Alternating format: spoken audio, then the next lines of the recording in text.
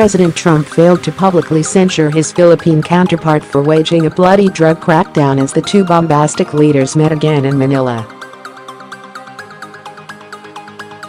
Trump repeatedly dodged questions on whether he would confront President Rodrigo Duterte on the thousands of extrajudicial killings during the Association of Southeast Asian Nations conference.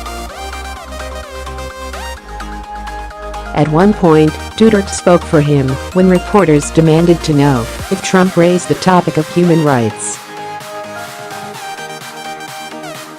"Whoa, Duterte said from the Philippine International Convention Center on Monday afternoon. This is not a press statement. This is the bilateral meeting. Duterte then referred to the traveling pool of reporters as spies, garnering a hearty laugh from Trump. White House Press Secretary Sarah Huckabee Sanders provided a one-sentence readout of the bilateral talks that states human rights were briefly mentioned, but only when Trump and Duterte discussed the Philippine drug problem.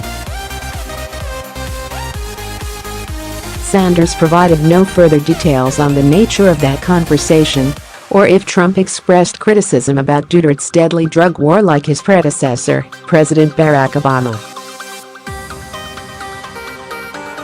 Duterte's spokesman Harry Roque later contradicted the White House's version of events and said human rights and extrajudicial killings were never discussed.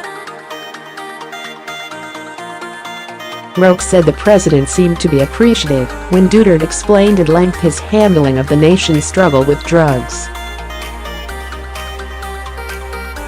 The former real estate mogul came face-to-face with the self-professed killer for the first time at a weekend APEC meetup in Vietnam, a day after Duterte reflected on his troublesome teenage years.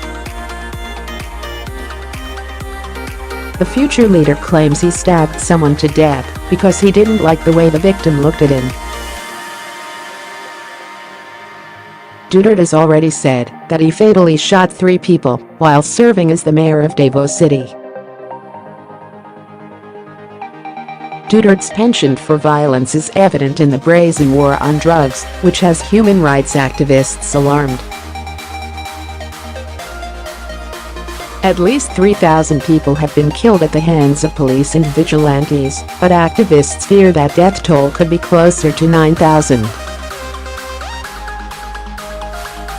Trump not expected to visit Korean DMZ during Asia trip. In his first phone call with Duterte as president, Trump flattered the Filipino leader for his handling of the drug war, according to a leaked transcript.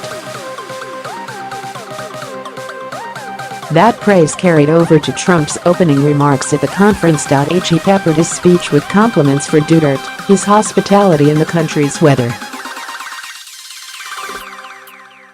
Just the night before, Duterte crooned a Filipino love song on the orders of U.S.